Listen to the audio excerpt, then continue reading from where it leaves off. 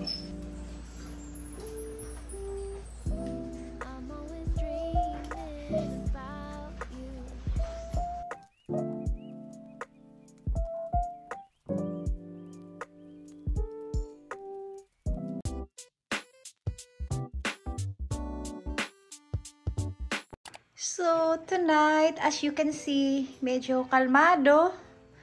So, ayan, dahil isi-serve na nga namin ang kanilang dinner.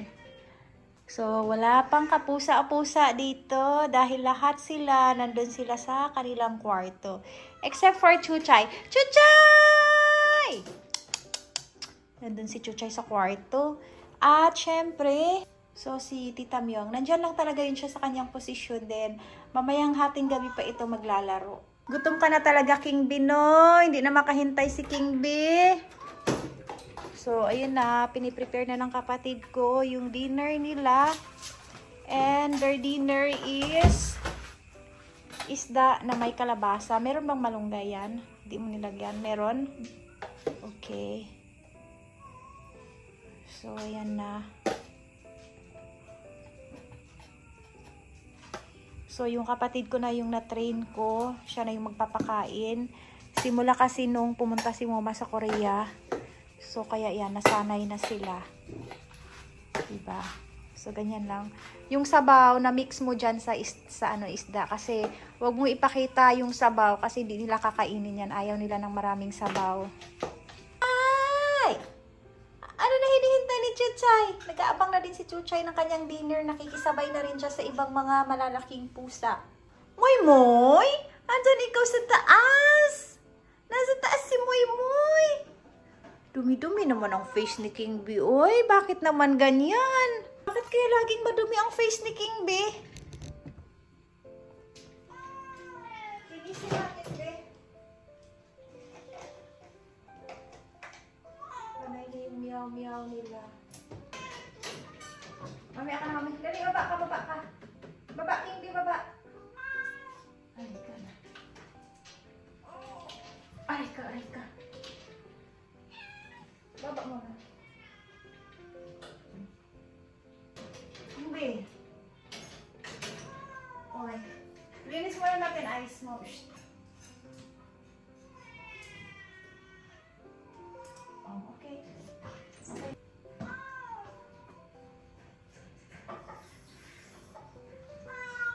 Chay-chay! Hungry na, Chay-chay. Ayan na. Ayan na ang food. Ay, grabe makatalon, Mochi. Oh, sige.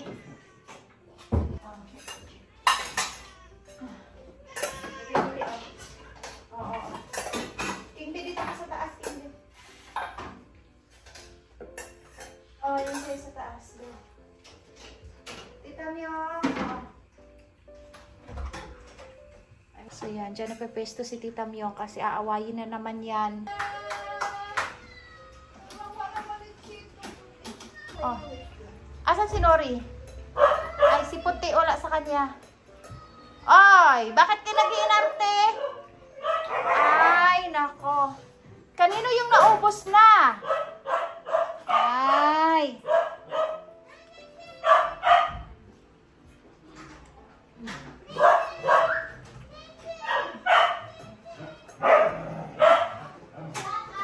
Wag nyo lang takpan. Ay, nako. Sachoy. Kumain na si Siwan. O, bigyan kayo ng wet food. Dali, ang gawin. Oo.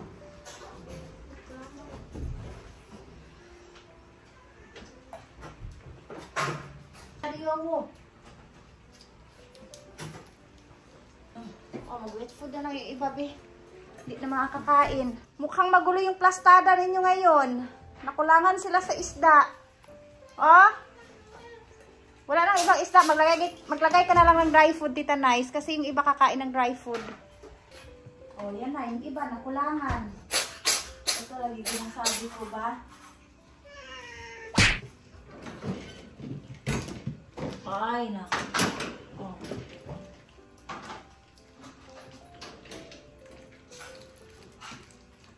Kulang yung isda. Konti lang pala. Ang isda na nilagay niya. Tingnan mo, pag konti lang yung isda, Ang bilis nilang kumain, pero pag maraming isda, ayaw nila. Naumisa naman mo, oy. Ay, naku, hindi ko na talaga kayo mag-get. So, si Nori dyan, tsaka si Fifi baka nag-iirarte. Dito ko pa dun sa labas. Magulo na ang plastada ninyo. Kuya Nori, naubos mo? Ba't ka nagagalit? Fe, wag mo naman takpan yung kinakain mo, Fe. Ahay. O sige na, ibigay ko to kay Puti yung sobra. Kulangan pa yata si Puti eh. O, kabe. Diyan ka. Pagkain mo. Mamaya kasi magugutom na naman yan, tapos manghihingi na naman. O. Kainin mo yan.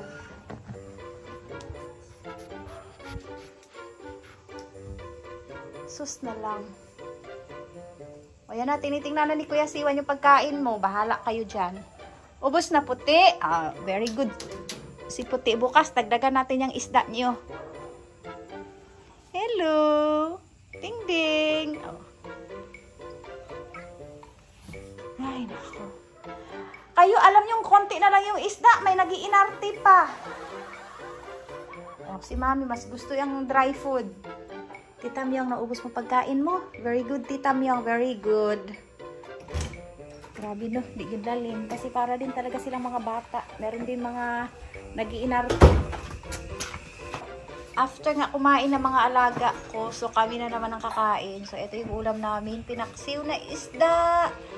At saka pork na with, ano tawag nito? Pork na with opo. So yan, mga onta ninyo.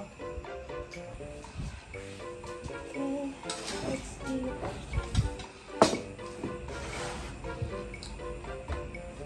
So, ganun talaga no, lagi talagang mauuna yung mga alaga natin bago tayo. So, ito ang pinakalasan.